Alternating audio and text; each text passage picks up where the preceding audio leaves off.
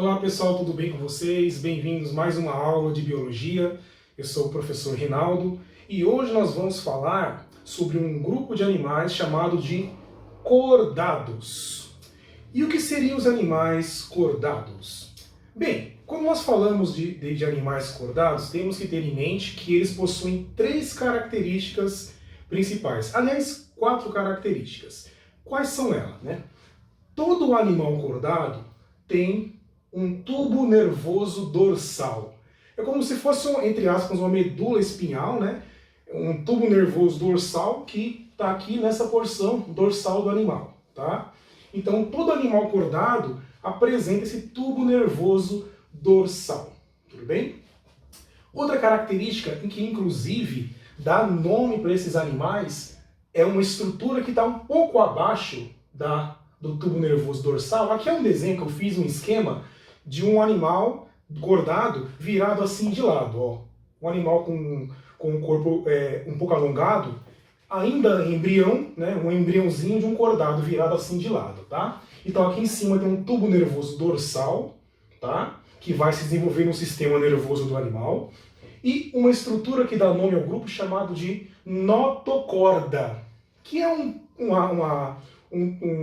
bastão semi-flexível, mas resistente, que dá suporte para, né, o embrião, quando ainda é embrião, porque na verdade os embriões no comecinho não têm coluna vertebral, né?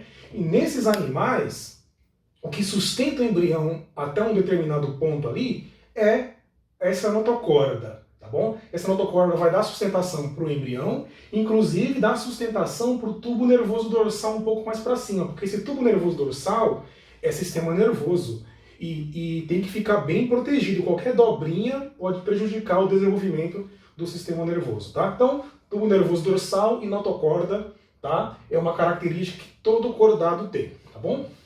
Outra característica que todo cordado tem são o quê? Estruturas que estão aqui, assim, ó, mais ou menos nessa região aqui, chamadas de fendas branquiais, ou também conhecidas como fendas faringianas, tá?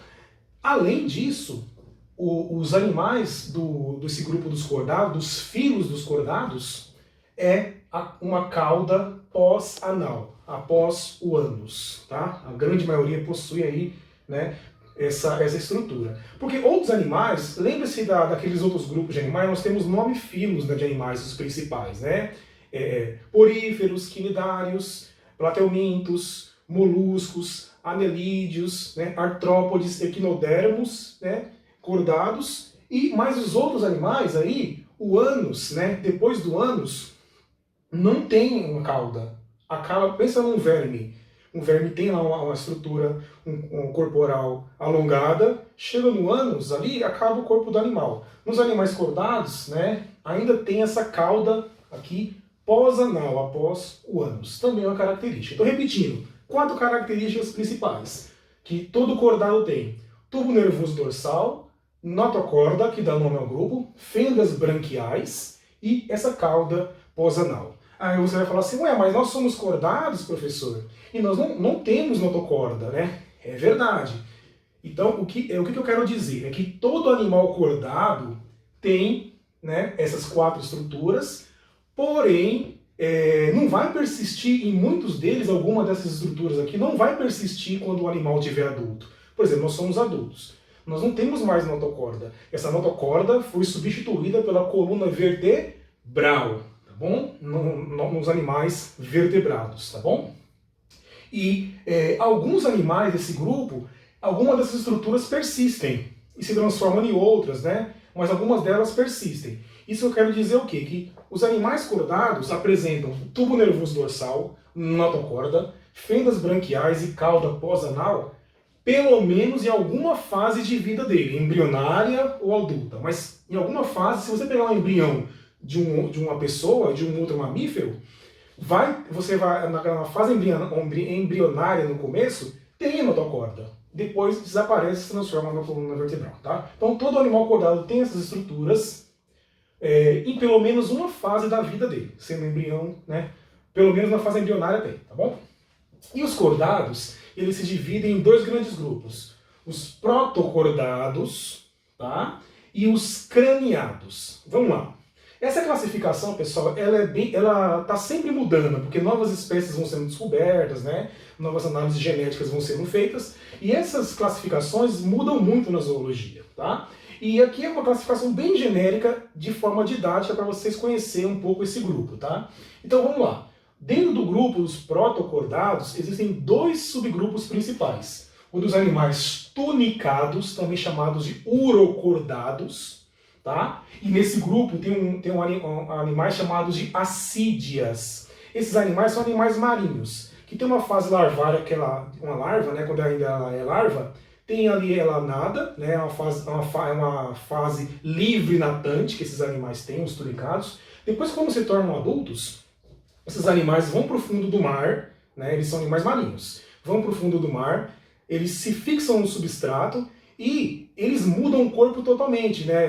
Uma larva de um tunicado parece um vermezinho, tá? Mas quando vira adulto, ele fixa no fundo do mar e fica como se fosse uma forma de um barril.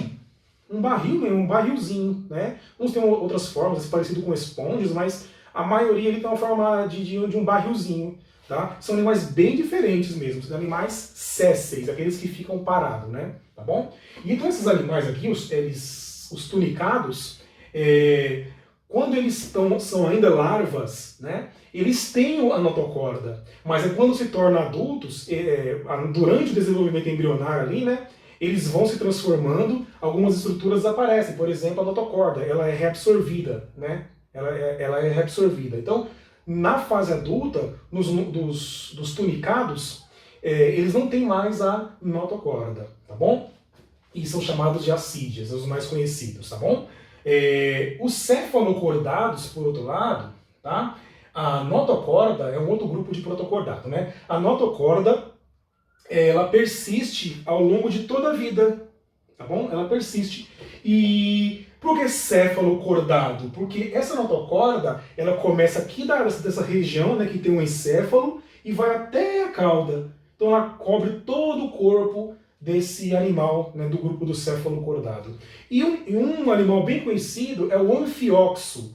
Ele tem um corpo assim achatado dos lados, e parece uma mistura de um peixe com um vermezinho, de mais ou menos 5 centímetros, que eles vivem enterrados na areia do mar, aquela areia grossa, e fica enterrado, fica só com a boca para fora, assim, né? E eles começam só ter movimentos ondulatórios durante a noite para caçar o alimento. Eles ficam só com a boquinha para fora, enterrado na areia, com a boca que tem algumas estruturas chamadas de cirros bucais, que vai captando ali as partículas alimentares que vão aparecendo, tá bom? Então esses animais aqui, eles são interessantes porque eles têm um corpo, uma epiderme bem fina, tá? Uma pele fina e bem transparente. Você consegue ver os músculos dele, né, do animal, e alguns órgãos internos. Tanto é que ele é bem estudado por ele ser fácil visualização dos órgãos internos, a olho nu, com a lupa, claro, né? Ele é bem estudado para se estudar o desenvolvimento embrionário dos cordados, tá bom? E esses animais aqui, eles são então os protocordados, tá? Nos tunicados, as assídeas, a notocorda é reabsorvida, né? Esses tunicados também são conhecidos como urocordados, tá? Por que uro? Uro significa cauda. Quer dizer que nos tunicados, na fase embrionária, a notocorda está presente só na região caudal, tá? Por isso chama uro. Uro é cauda, tá? Região caudal. Enquanto que nos cefalocordados está ao longo do corpo inteiro, tá bom? Esses animais aqui, a maioria deles, tá? São de animais monóicos, ou seja, são animais hermafroditas, tá bom? Eles possuem um desenvolvimento, né, indireto, que quer dizer o que desenvolvimento indireto? Quer dizer que esse animal passa por uma fase larvária, tá? E a grande maioria deles tem um desenvolvimento indireto, ou seja, que passa por uma fase larvária até chegar na fase adulta. E eles possuem uma fecundação, né, externa. O que quer dizer fecundação externa? Quer dizer que eles jogam os óvulos e os espermatozoides na água e eles se encontram fora do organismo materno. Isso quer dizer uma fecundação externa, fora do organismo materno, no ambiente aquático. tudo bem? Então essas são as características principais dos protocordados, ok? No outro grupo de animais, que é a grande maioria dos cordados, são chamados de craniados. Já diz o nome, animais que possuem crânio, tá? O crânio surgiu aqui ao longo da evolução. Os protocordados não têm crânio. Já os craniados, o próprio nome diz, são animais que apresentam crânio, tá? E a maioria deles apresenta uma coluna vertebral. A maioria, tem algumas exceções, tá bom? Por exemplo, tem um animal que é craniado que é chamado de peixe-bruxa, tá? É um tipo de peixe ali chamado de peixe-bruxa, que ele não tem nem crânio nem mandíbula. Então, ele é um animal, tá? Aliás, ele tem crânio, tá? Esse peixe-bruxa tem crânio, mas ele não tem coluna vertebral, mas não tem mandíbula, tá bom? É uma exceção. Os outros animais, os craniados, têm uma coluna vertebral, tá bom? E dentro desse grupo, que nós chamamos de animais vertebrados, tá bom? Nós temos aí os peixes, os anfíbios, os répteis, as aves e os mamíferos. São os animais mais conhecidos pela gente, né? E nós estamos incluídos aqui, né? Animais mamíferos, ou seja, nós somos cordados também, nós seres humanos, do grupo dos craniados. Nós temos crânio, onde se abriga ali o encéfalo, né? E ali nós estamos dentro da classe dos mamíferos, que eu vou falar daqui a pouco, tá bom? A maioria apresenta, então, coluna vertebral, com algumas exceções, tá bom? De peixes.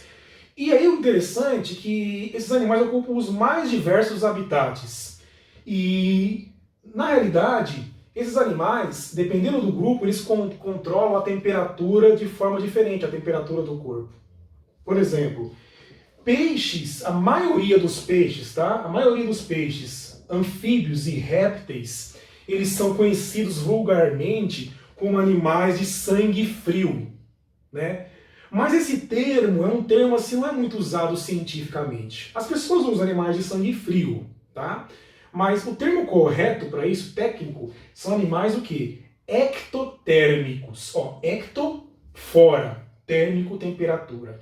Isso quer dizer que eles controlam a temperatura do corpo, a fonte de calor do corpo deles não é interna, é externa. Ou seja, a fonte de calor vem do ambiente. Tá? Do sol, né? Da temperatura da água, tá bom? E aí, esses animais, eles controlam sim a temperatura do corpo, mas eles controlam mediante o comportamento deles. Por exemplo, para um réptil, né? Um réptil ou um anfíbio, que são os sapos, né? Para eles aumentarem, deixar o corpo bem quentinho, eles têm que ir para o sol, tá? Então, esse é o comportamento, eles vão para o sol, aí aquece o corpo. Tá? Ou seja, a fonte de calor desses animais é externa, por isso que são animais ectotérmicos. Eles não têm uma fonte de calor interna, eles dependem do meio ambiente ali e do seu comportamento para regular a sua temperatura. Então, quando está calor, esses animais, né, cobras, lagartos, vão para o sol pegar um pouco de sol. Então, até que vocês veem, né, as lagartas assim,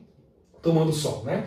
E aí, se, por exemplo, esfria muito o ambiente, esses animais, o quê? Se eles ficarem ali num ambiente muito frio, eles vão congelar, porque eles não têm uma fonte de calor interna, tá? Eles precisam se abrigar, vão para dentro, debaixo da terra, vão para dentro de cavernas, né? Então, eles controlam a temperatura mediante o comportamento deles e a fonte de calor é externa, tudo bem?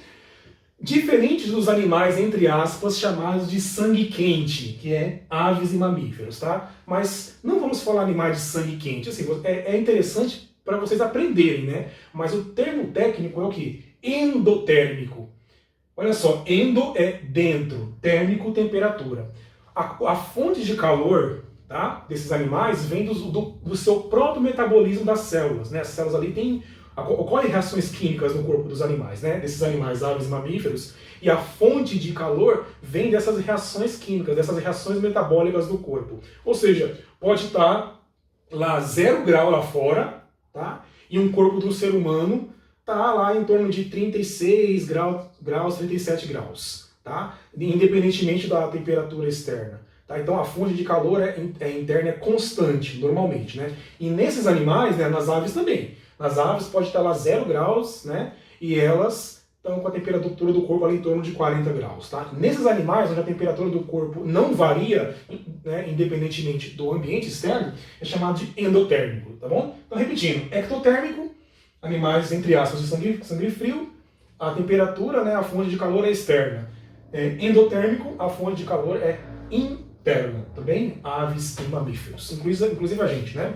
Bem, e aí, os craniados, eles são divididos em 5 subgrupos. Os peixes, os anfíbios, os répteis, as aves e os mamíferos. Vamos lá, tem bastante coisa escrita aqui, tá? Mas eu vou explicando direitinho para vocês, tá? Olha só, os peixes, eles se dividem em 3 subgrupos, tá? Os peixes agnatos, os condrictes e os osteíctes. Vamos lá. Peixes agnatos. Agnato significa sem mandíbula. Tem peixe que não tem mandíbula, tá? Por exemplo, os peixes bruxa e as lampreias, tá? Mas, nossa, de onde que vem? Esses peixes, eles ficam mais no fundo do mar, tá? São marinhos, né? Alguns deles vão até para o rio para poder desovar, mas a maioria do tempo deles eles passam no mar. Eles ficam enterrados lá no fundo do mar, a profundidades muito grandes. Ficam semi-enterrados, né? Eles parecem uma espécie de enguia. Você viu aquelas enguias, aqueles peixe elétrico, tá? Esses peixes agnatos parecem aqueles peixes lá, tá? Mas são diferentes, tá? Então esses agnatos, ele é parecido com uma enguia, mas eles não têm mandíbulas. A enguia tem mandíbula, tá? Mas os peixes agnatos não têm mandíbulas. Também são conhecidos como ciclóstomos, ou ciclostomados, porque muitos deles, né, a grande maioria, tem um corpo cilíndrico, tá? E um deles, a lampreia, é um parasita, tá? E essa lampreia tem dentículos que se fixam em outros peixes para sugar o sangue, tá? A lampreia é parasita. Enquanto que o peixe bruxa fica lá no fundo do mar, né, se alimentando ali de restos de organismos, tá? E também eles se alimentam de peixes também, tá bom? Então vamos lá. Os agnatos são peixes sem mandíbulas. Condrictes. Os condrictes são peixes com esqueleto de cartilagem. O nosso esqueleto é de osso, né? A maior parte ali. Nesses animais, os condrictes têm o esqueleto de cartilagem. Dentro desse grupo dos condrictes estão os tubarões, as raias e as quimeras, tá? São peixes cartilaginosos, condrictes, tá? E os osteíctes são os peixes ósseos, que têm o esqueleto de osso, assim como o nosso, tá bom? E nesse grupo estão aqueles peixes que é mais conhecido da gente, né? Sardinha, salmão, né? Aqueles peixes que a gente costuma pescar, né? Vamos dizer assim. Então, condrictes, peixes cartilaginosos, osteíctes, peixes ósseos. E os agnatos, peixes sem mandíbulas. E esses agnatos, é interessante que eles também têm um esqueleto de cartilagem. Não é esqueleto ósseo, tá? E o interessante também é que esses peixes aqui, os agnatos, a notocorda persiste, né? Essa estrutura aqui, ó, persiste nos agnatos, né? E, na verdade, não forma, ou seja, coluna vertebral. E nessa notocorda vão crescendo vértebras rudimentares, tá, de cartilagem. Então são animais assim, bem primitivos, tá? Mas são bem interessantes. Mas quais são as características dos peixes, né? Se você vê um peixe, você tem que observar as características. Então, os peixes são animais aquáticos, né? Pode ser marinho, de água doce, de lago. Eles têm um formato do corpo hidrodinâmico, ou seja, para nadar, né? Para facilitar o nado. Eles respiram por brânquias, tá bom? Alguns chamam de guelras, né? Mas normalmente a gente fala brânquias. Os animais aquáticos normalmente respiram por brânquias, não tem pulmões, tá? Alguns animais, né, que você deve conhecer, mamíferos que ficam na água, mas eles vão para a superfície, né, pegar um pouco de ar. Mas esses animais aqui, os aquáticos, que ficam ali no mar constantemente, respiram por brânquias, que são estruturas muito vascularizadas que vão captando oxigênio da água. Tá bom? Então eles são animais aquáticos que respiram por brânquias. A grande maioria tem escamas no corpo, tá? De diferentes tipos. Alguns animais são monóicos, ou seja, hermafrodita. Monóico significa hermafrodita, possui os dois sexos, tá? E outros animais são dioicos. O que é um animal dioico? Que possui sexos separados. Então tem peixes que têm os sexos separados, né? Umas espécies que tem o macho e a fêmea, outros peixes são hermafroditas, tá bom? Nesse grupo dos monóidos, a maioria dos hermafroditas estão no grupo dos agnatos, peixes sem mandíbulas, tá bom? Eles apresentam fecundação externa, ou seja, os óvulos e os espermatozoides se encontram na água, fora do organismo materno, e eles, né, têm um desenvolvimento que pode ser direto, tá, ou indireto. Direto quer dizer que formou um embrião e não passa por um estágio de larva, tá? Vai crescendo ali, tá bom? Mas outros têm um desenvolvimento indireto, que passa por um estágio larval, tá bom? Alguns desses animais são ovíparos, na verdade a maioria deles é ovípara. Quer dizer o quê? Um animal ovíparo é um animal que bota ovos, né? E o embrião está dentro do ovo e se desenvolve fora do organismo materno, tá? Os animais botam os ovos lá e o embrião se desenvolve ali, tá? Fora do organismo materno. Esses animais que botam ovos são chamados de ovíparos. O interessante é que alguns animais, os embriões se desenvolvem dentro de ovos, porém dentro do organismo materno, né? Esses animais, esses peixes, são chamados de ovovivíparos. São algumas espécies que são assim, tá? Ovovivíparo. O ovo se desenvolve dentro do organismo materno. E ovíparo, o animal, né, no caso o peixe aí, bota o ovo e o embrião se desenvolve fora do organismo materno, tá bom? Bem, anfíbios. Olha só, anfíbios significa o quê? Esse nome aqui, ó, significa anfi duplo. Bios, vida. Vida dupla. Quer dizer o que é vida dupla? É que esses animais têm o quê? Um estágio de vida aquático, tá? De larva, que esse estágio eles são chamados de girinos, tá? E uma fase de vida adulta, tá? Os anfíbios, mais conhecidos como sapos, rãs, pererecas, né? Esses animais têm uma fase de vida aquática, onde eles respiram por brânquias, eles são chamados de girinos, e uma fase de vida terrestre, onde eles respiram, né, também por pulmões, tá bom? Então, vida dupla. Esses animais, né, apesar de eles saírem da água, né, tudo isso aí, eles precisam ficar próximo à água, tá? Por quê? Porque eles têm uma pele bem fininha e úmida, tá? Os anfíbios são assim, eles têm uma pele fina e úmida. Por quê?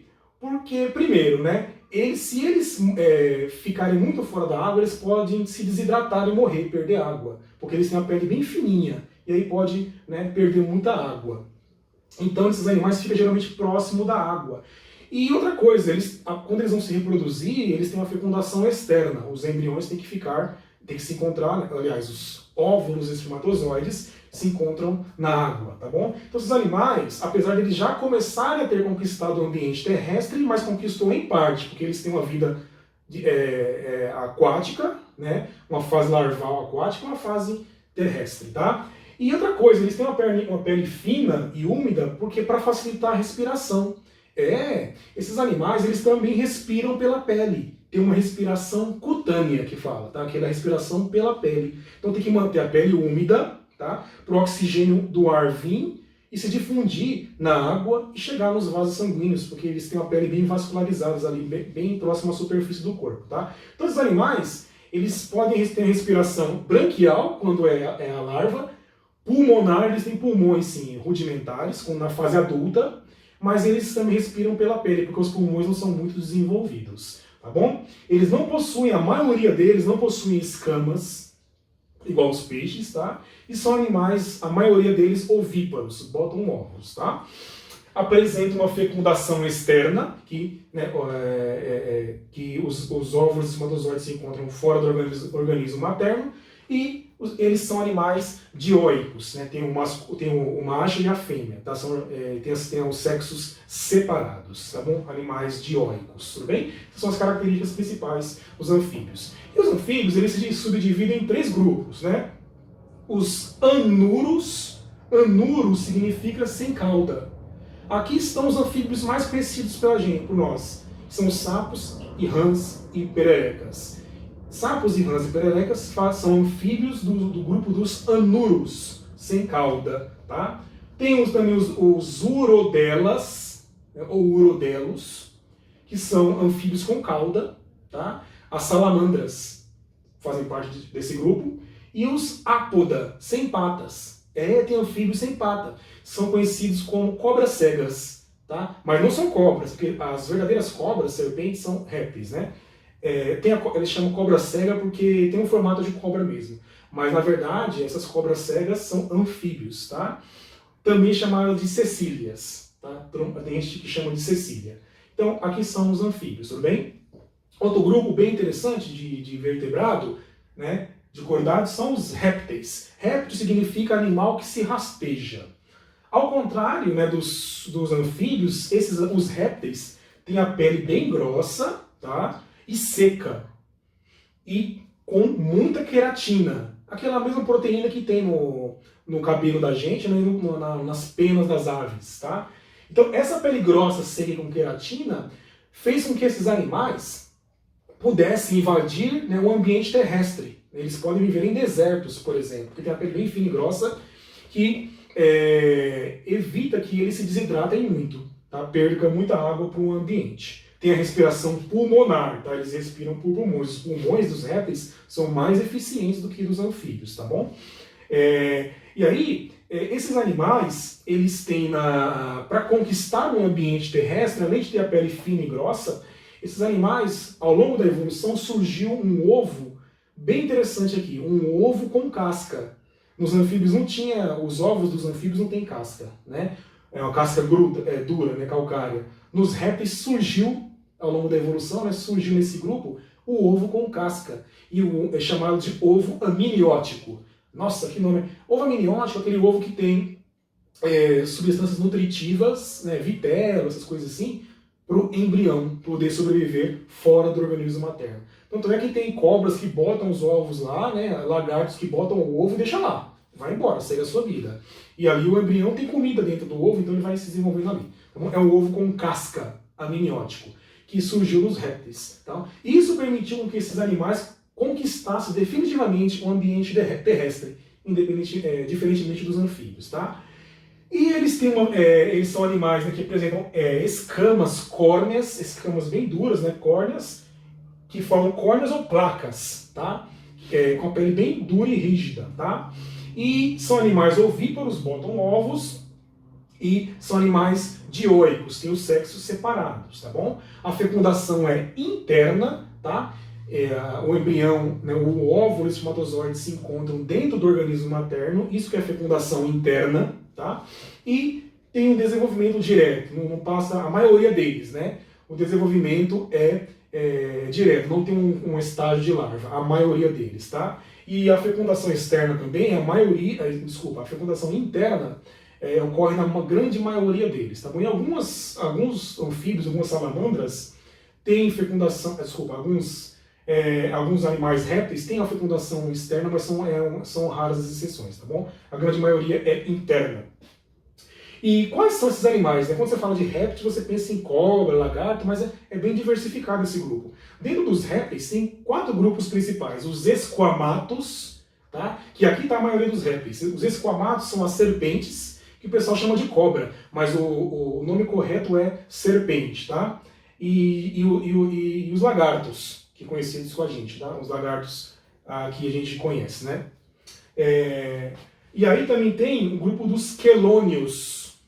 Nesse grupo dos quelônios estão as tartarugas, que são marinhas, os cágados, que são de água doce, e os jabutis, que são terrestres, tá? Então são animais quelônios. Aqui nesses animais é interessante que as escamas, né, do corpo se funde com o esqueleto ósseo, formando aquela carapaça, né, que a gente vê nas tartarugas, né, nos jabutis, né? E aí são esses animais aqui estão no grupo dos quelônios, tá? Então, se você vê uma tartaruga ali, você fala, opa, são animais répteis do grupo da ordem dos quelônios, tá? Temos o grupo dos crocodilianos, que aqui o nome já está indicando, são os crocodilos, jacarés, e os gaviais, né? Gavial é um tipo de crocodilo, parece que um jacaré, né, mas que tem um focinho bem estreito, tá? Parece um serrote. Vivem em ambientes secos, ali na região, né, do sudeste asiático, ali, né? Então são os animais crocodilianos, jacarés, crocodilos e gaviais, tá? E outro grupo que é bem, não é muito conhecido, chamado de rincocéfalos, tá? Que aqui tem um animal chamado de tuatara. Vive ali mais na Nova Zelândia, ali naquele continente da Oceania. Se você olha assim, você pensa que é um lagarto. Até parece um lagarto, mas ele tem algumas diferenças dos lagartos, né? Mas são do grupo dos ringocéfalos. O representante mais conhecido aí é a tuatara, tá? Parece um lagarto, né? É um réptil, mas não é um lagarto, é do grupo dos ringocéfalos. Tudo bem? Vamos para as aves. As aves são animais bem conhecidos da gente, né? Quando você vê uma ave, qual é a característica que mais ali é evidente? Penas. Pele com penas é a principal característica dos animais, desses animais, das aves. Tá? A pele com penas, tá? Embora as penas não sejam característica exclusiva das aves, tá? Atualmente, assim, os animais que vivem hoje, os únicos que têm penas são as aves, mas eles já descobriram dinossauros que tinham penas, tá? Teve um grupo de dinossauro que já está extinto, né? Que tinham penas, descobriram aí alguns anos atrás, e além dessa característica, por causa dessa característica, né, desses animais, dos dinossauros que tinham penas, e outras características, por exemplo, semelhança genética, os cientistas acreditam que as aves são os animais vivos mais próximos dos dinossauros, né? Então, eles são muito parecidos com os dinossauros, muito mesmo, tá? Além da pele ter penas, a penas é uma estrutura bem flexível que tem queratina também, tá? Essa pele, ela também é seca, tá? E sem glândulas, eu vou falar daqui a pouco. As aves, né? Elas normalmente estão adaptadas para o voo, tá? Ou seja, elas têm um formato do corpo aerodinâmico, tudo bem? Mas nem todas as aves voam. Existe um grupo de aves chamadas de ratitas, que nesse grupo estão os avestruzes e as emas. São aves que não voam, são pesadas, né? As ratitas. Esse osso dela aqui, ó, é achatado, o osso externo. E outras aves são chamadas de carenatas. Elas possuem aqui uma carena, esse osso aqui ele é bem afilado, né? Que ele é adaptado para o voo, para cortar o vento, né? Isso corta o vento.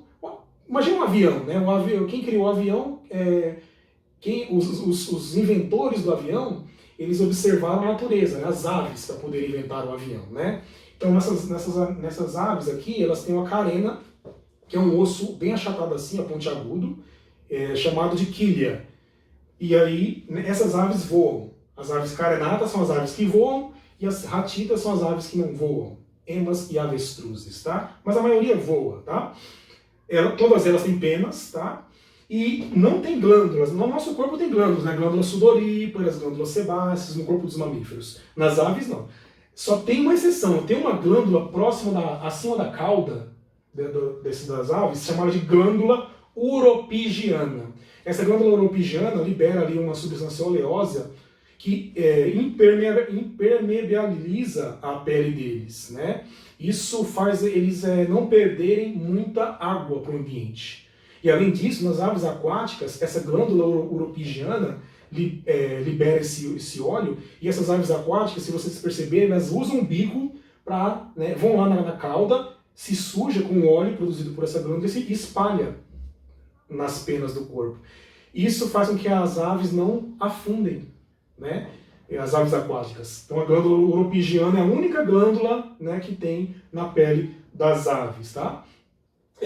São animais dioicos, repetindo, dioico são animais que têm os sexos separados, macho e fêmea, e são animais ovíparos, né? As aves botam ovos e a grande maioria delas chocam esses ovos, tá bom? Elas possuem uma fecundação interna, ou seja, o espermatozoide se encontra com o óvulo dentro do organismo materno, tem um desenvolvimento direto, ou seja, não existe larva, né? Larva de ave, não existe. Botou o ovo ali, né?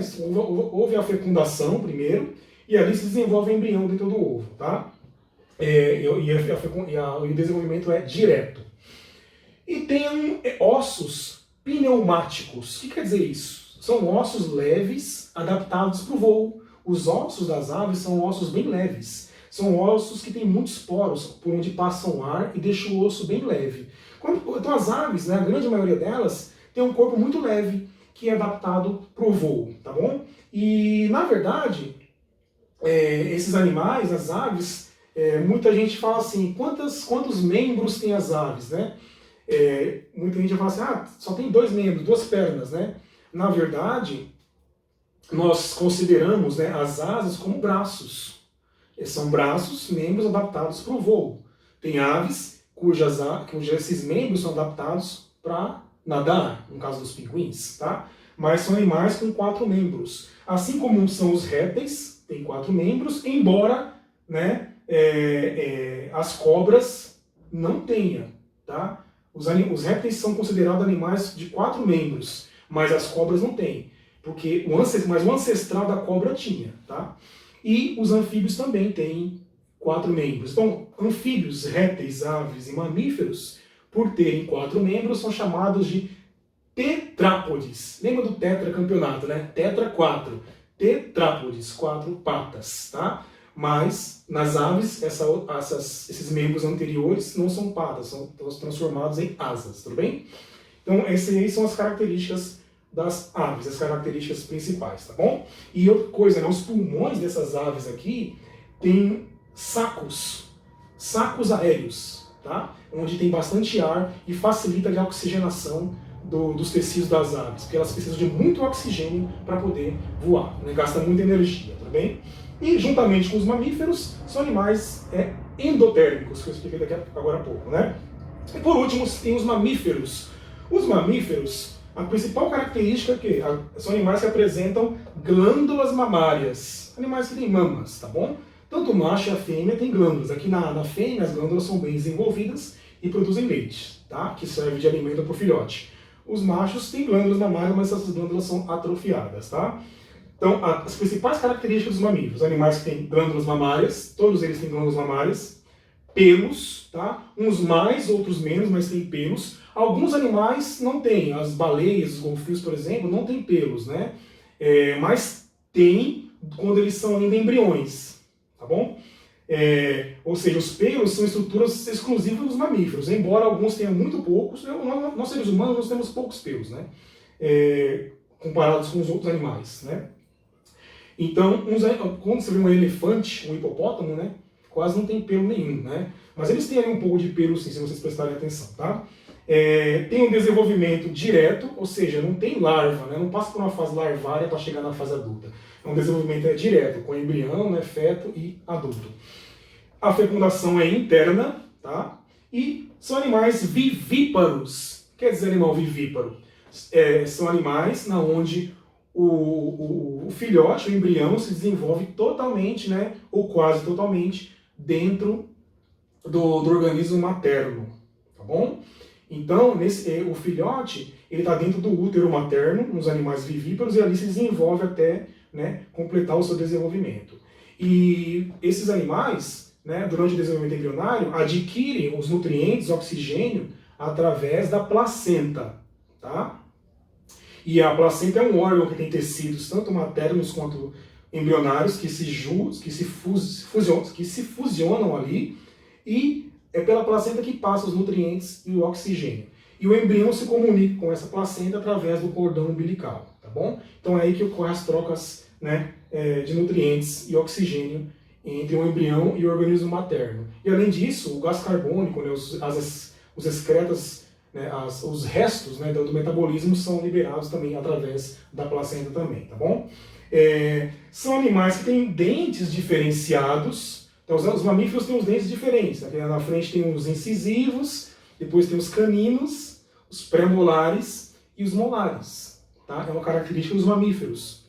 Alguns têm os caninos bem desenvolvidos, né, nos animais carnívoros. Outros, animais herbívoros, que se alimentam de plantas, têm os molares bem desenvolvidos. Mas os carnívoros têm os caninos bem desenvolvidos. Né? Observe um leão, um tigre, para você ver. Então você tem os dentes bem diferenciados. Diferente dos outros animais, né? Que os répteis e os peixes têm dentes semelhantes uns aos outros, tá? A fecundação dos mamíferos é interna, tá? Ocorre dentro do organismo materno. E eles respiram por pulmões, tá? Os mamíferos. E uma outra característica dos mamíferos é que eles têm uma musculatura aqui, ó, que separa a parte abdominal da torácica, que esse músculo se contrai e auxilia ali nos movimentos respiratórios, auxiliam nas trocas gasosas. Quando você respira, esse diafragma ele contrai, né? E aí você consegue respirar melhor, tá bom? Auxilia na respiração, tá bem? E aí, dentro do grupo dos mamíferos, nós temos 3 subgrupos, que são os monotremados, mamíferos monotremados, ou também conhecidos como prototérios. Nesse grupo está aquele famoso ornitorrinco, e também um outro animal chamado de equidna, tá? Que vive ali na Austrália, Nova Zelândia. Esses mamíferos monotremados não têm placenta, são mamíferos que botam ovos. E no caso do ornitorrinco tem até bico, né? Tem características de aves, né? Mas eles são mamíferos, tem glândulas mamárias, tá? E pelos. Então os monotremados são os mamíferos mais primitivos, não tem placenta, e são chamados de prototérios. E os mais conhecidos são os famosos ornitorrincos, tá? Que vivem ali na região da Austrália e também ali da Nova Guiné, né? E outro grupo de mamíferos são os marsupiais, aqueles animais que têm um marsúpio, tá? Que também chamados de metatérios. Nesse grupo nós temos aí o canguru, o famoso canguru, e os gambás e cuícas sul-americanos. Aqui nós temos bastante gambás no Brasil, né? Também são animais mamíferos marsupiais. Eles têm uma placenta meio rudimentar, tá? Por isso que eles têm uma bolsa chamada de marsúpio na região do ventre da fêmea, onde o mamífero completa o seu desenvolvimento embrionário, seu desenvolvimento, né, da gestação. Porque no caso dos mamíferos marsupiais, o filhote começa desenvolvendo dentro do útero materno, onde ele tem uma placenta bem rudimentar, e termina o seu desenvolvimento dentro do marsúpio, tá? São os famosos cangurus e gambás. Apesar de nem todos os marsupiais terem marsúpio, tá? Os marsupiais que não têm marsúpio, os filhotes ficam aqui, ó, no dorso da mãe. Não sei se você já viu gambás, né, algumas cuícas que ficam aqui, tá? Nesse caso, algumas espécies de gambás e cuícas não têm marsúpio, tá? E por fim, os famosos placentários. Já diz o nome, mamíferos que têm uma placenta verdadeira, também chamados de mamíferos eutérios. Eu significa verdadeiro. Aqui estão a maioria dos mamíferos, 95% dos mamíferos. Aqui encontramos nós, né, seres humanos, e outros mamíferos mais famosos da gente. Gato, cachorro, elefante, tá? Esses animais, girafa, hipopótamo, baleia, são animais mamíferos que têm uma placenta verdadeira. E essa placenta é o órgão que ocorre as trocas de nutrientes e gases entre a mãe e o embrião e o feto, né? O embrião ou o feto.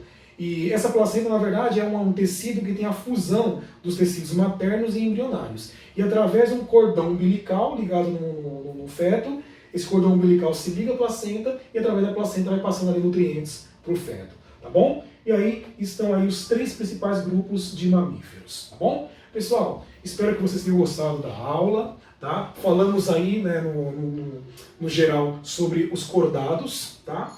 E foi muita informação, mas eu espero que vocês tenham aí absorvido o máximo que vocês puderam, tá bom? Agradeço muito a atenção de vocês e boa sorte. Tchau, tchau.